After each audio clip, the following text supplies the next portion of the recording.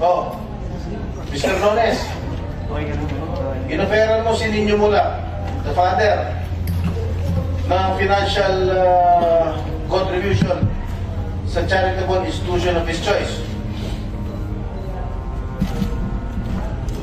Hindi po, Your Honor, na ang context ay for settlement. For settlement? Wala pong ganung context, Your Honor. Ano yung context na yun? Nandun po kami nag-meeting po kami sa tulong po ni Miss Annette Dawson.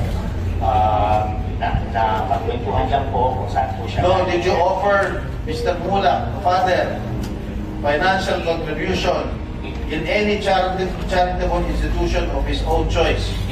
Did you? Yes or no? Your Honor, it wasn't po an offer. Did you? Yes or no? Your Honor, because it was, I did not.